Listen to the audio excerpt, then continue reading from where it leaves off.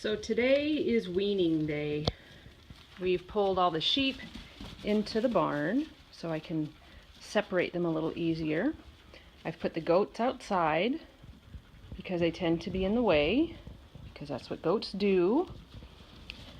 So weaning can be done anytime between, say, 8 weeks and 4 months. If you look at this mama here, she's a first-time mama. She nursed twins. She did a good job, but you can see she looks thin. She's using her energy to make milk and to keep tabs on her babies. And the babies are now 3 months old. Let's see. This white one is one of hers. And her other boy is probably somewhere in the back.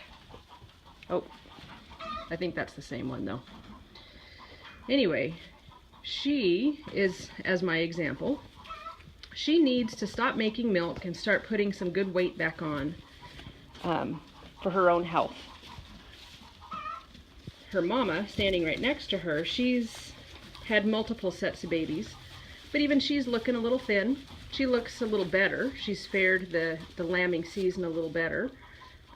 She's nursed triplets, and she's done a really good job, but you can see her ribs, you can see that she's sunken in here, and you can see her hip bones are pretty prominent. They're thin. And that's what happens at the end of weaning time. They've put all their energy into being pregnant and growing these babies, and then the babies are born, and then they put all sorts of energy into not just milking these babies, but taking care of them and keeping an eye on them and chasing them around and making sure that they're doing all the things that they should do. This one here did not lamb, and you can see how plump she is.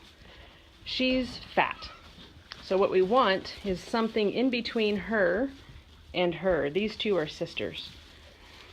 And with the lambs, by the time they're 6 to 8 weeks old, their rumen is fully developed. If they've been out on pasture, their rumen's fully developed, and they no longer need milk for their growth and for their sustenance. It's just an extra, a bonus.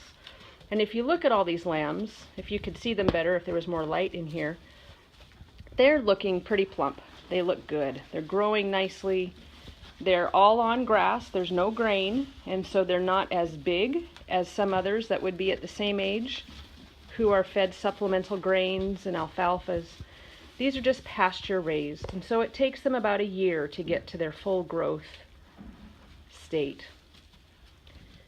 So this is weaning day. We're going to separate the mamas out this door, and they're going to go into the pasture they just came out of.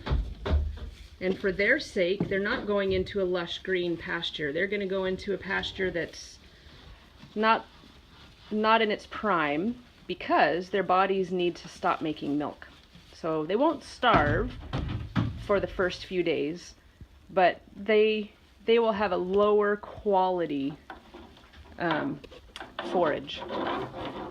All the babies are going to go out this door and into a pasture that no one has been in for about 2 months.